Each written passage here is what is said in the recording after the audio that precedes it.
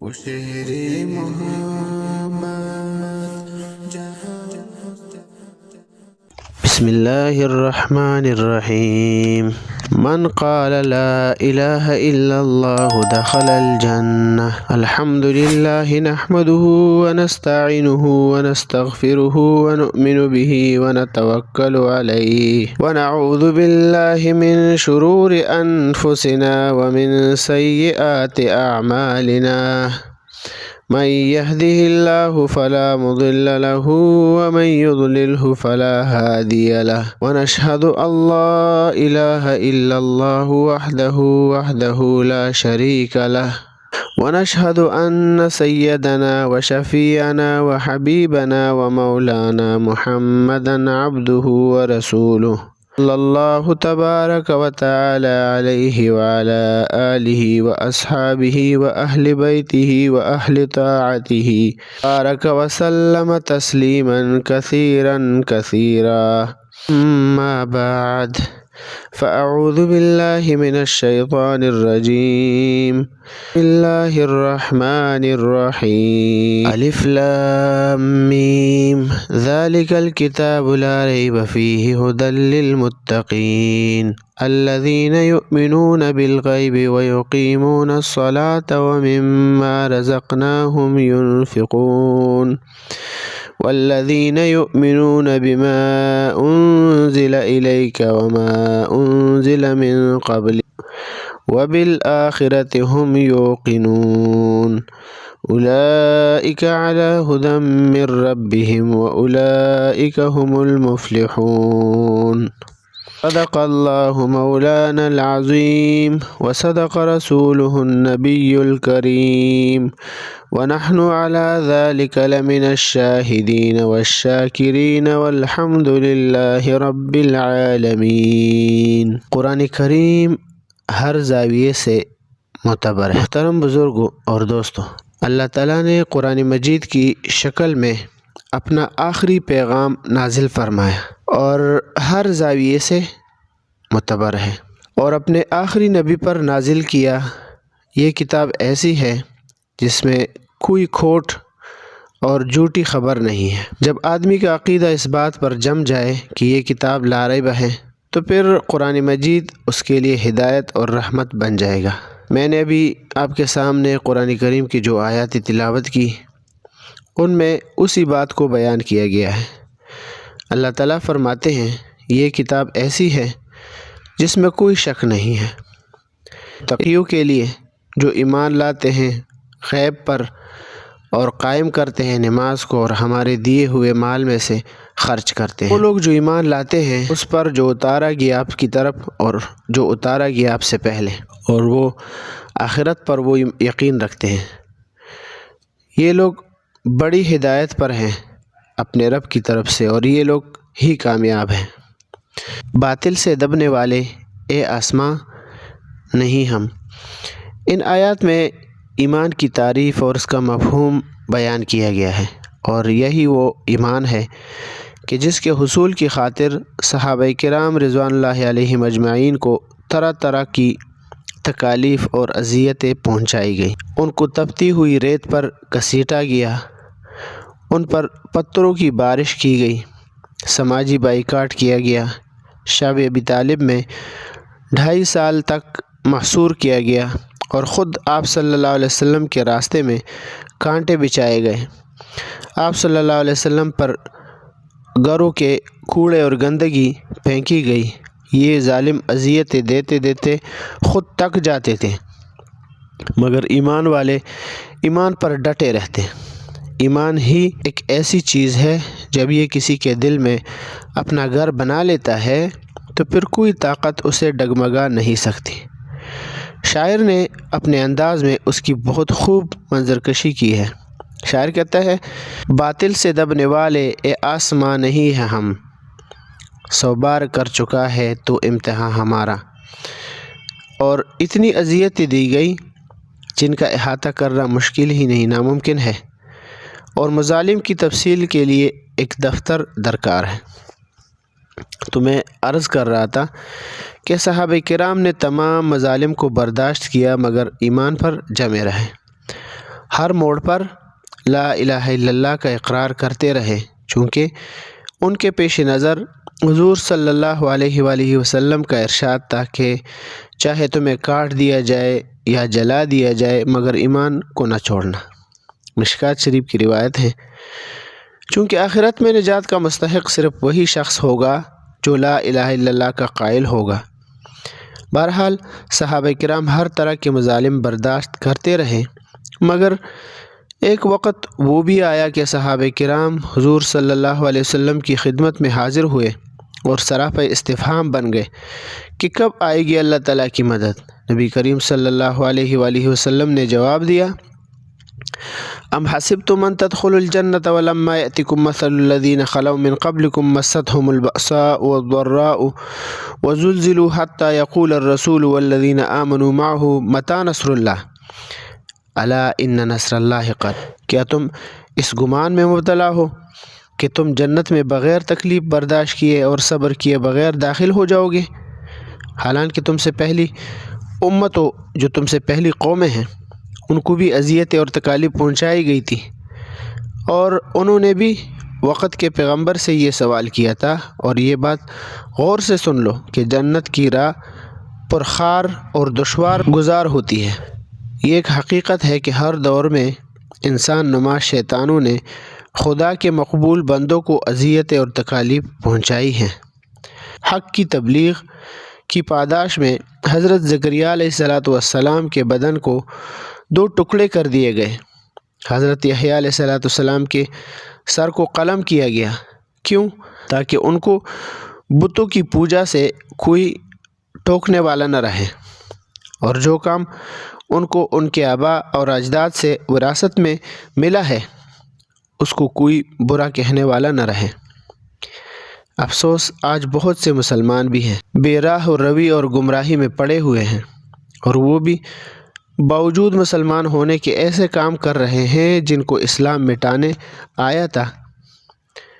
اور اس سے زیادہ افسوس کی بات یہ ہے کہ ان کو جب اس کام سے روکا جاتا ہے تو وہ بھی ان پر روک ٹوک کرنے والوں کو برا بھلا کہتے ہیں اور ان کو تکلیف پہنچانے کی در پہ ہو جاتے ہیں، اور ان کی دلیل بھی یہی ہوتی ہے کہ ہم نے اپنے بڑوں کو، اپنے آباء و اجداد کو ایسے ہی کرتے دیکھا ہے۔ آج بہت سے مسلمان اولیاء کرام کے قبور کو سجدہ کرتے ہیں۔ اب ان سے پوچھا جاتا ہے کہ تم ایسا کیوں کرتے ہو کہ ساجد کو مسجود کا درجہ اور مخلوق کو خالق کا درجہ کیوں دیتے ہو؟ مشرکین کا طریقہ کیوں اپناتے ہو؟ تو جواب ملتا ہے کہ کفار اور مشرکین تو بتوں کو پوجا کرتے تھے اور کرتے ہیں، ہم تو اولیاء کرام کو سجدہ کرتے ہیں، اس سے تو ایمان میں کوئی خلل نہیں آتا۔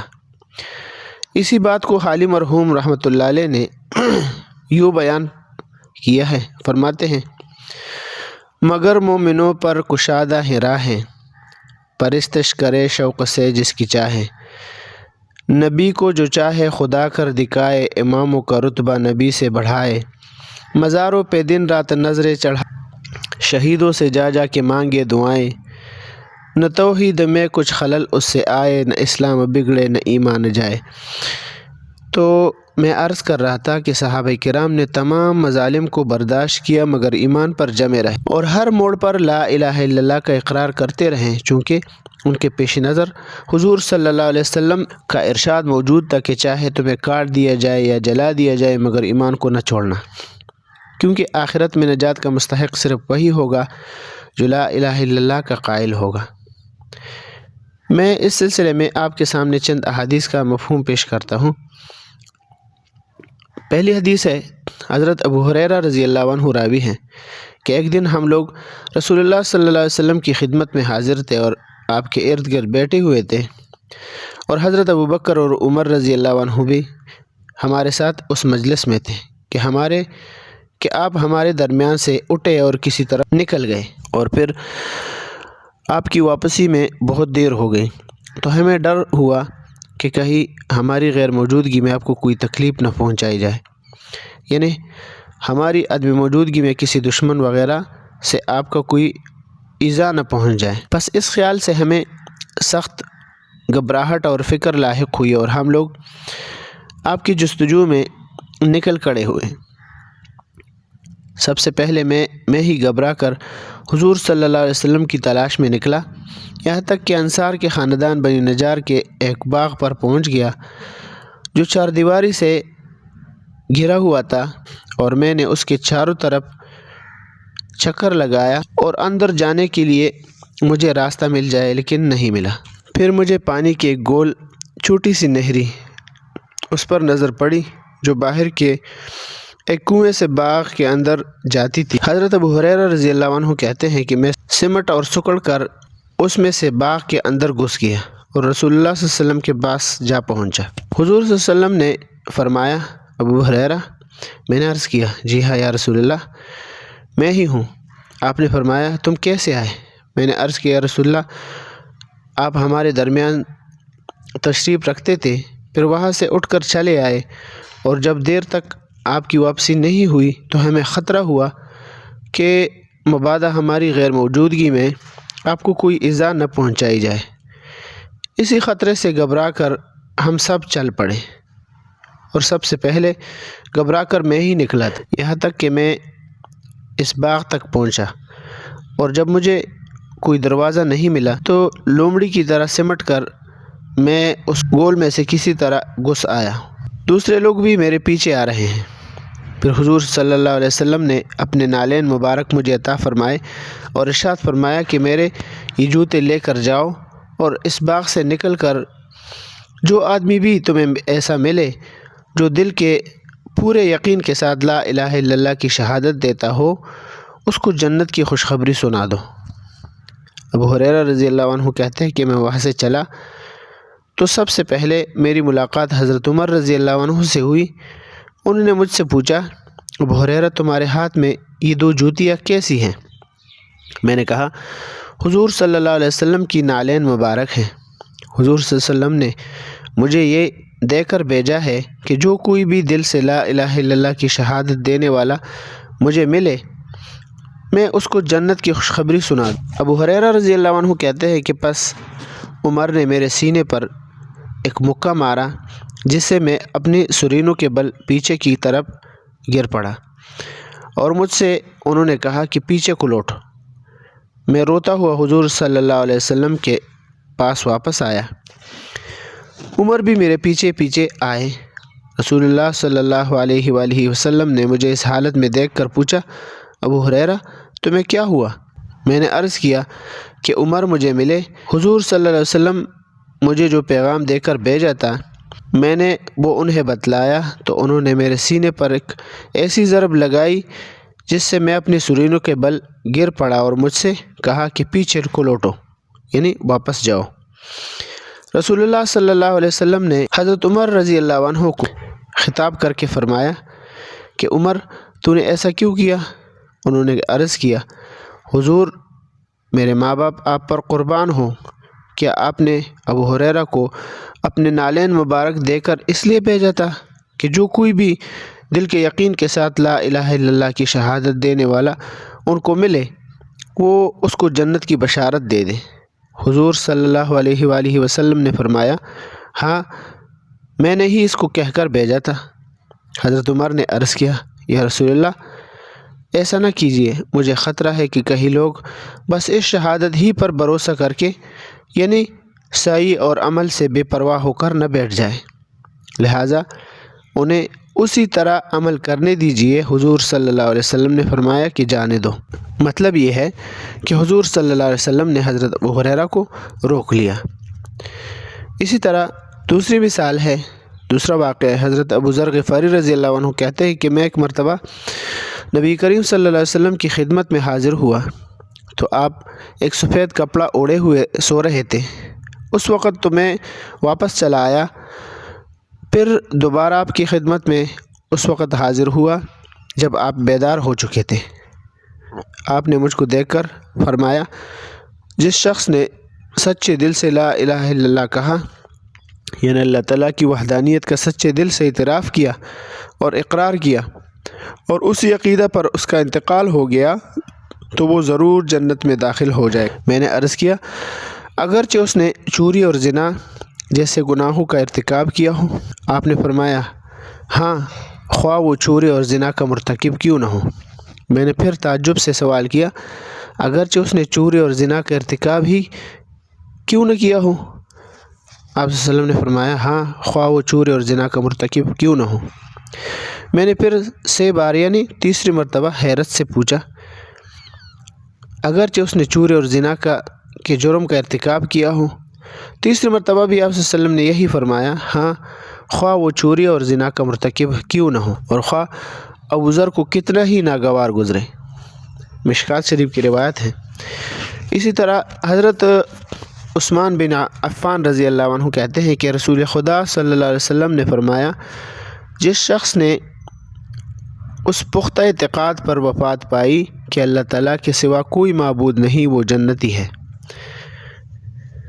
حضرت عبادہ بن صامت رضی اللہ عنہ کہتے ہیں کہ میں نے رسول خدا صلی اللہ علیہ وآلہ وسلم کو فرماتے ہوئے سنا، جس شخص نے سچے دل سے اس بات کی گواہی دی کہ اللہ تعالیٰ کے سوا کوئی معبود نہیں اور محمد اللہ کے رسول ہے، تو اللہ تعالیٰ اپنے فضل اور کرم اس پر دوزخ کی آگ حرام کر دے گا۔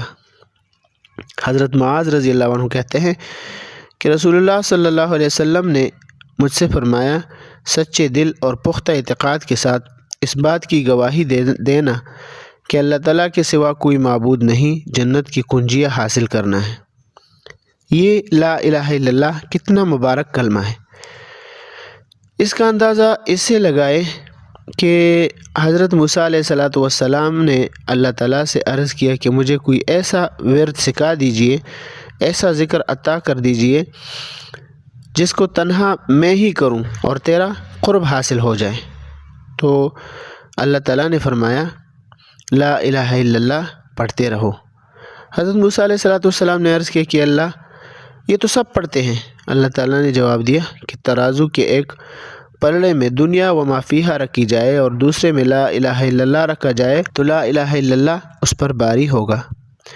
ایک اور روایت میں ہے کہ حضور صلی اللہ علیہ وآلہ وسلم نے فرمایا کہ اپنے ایمان کی تجدید کرتے رہا کرو، اس کو تازہ کرتے رہا کرو۔ پوچھا کس چیز سے؟ جواب دیا لا الہ الا اللہ سے۔ اللہ تعالی ہمیں عافیت کے ساتھ ایمان پر استقامت نصیب فرمائے، آمین۔ وآخر دعوانا ان الحمد للہ رب العالمین۔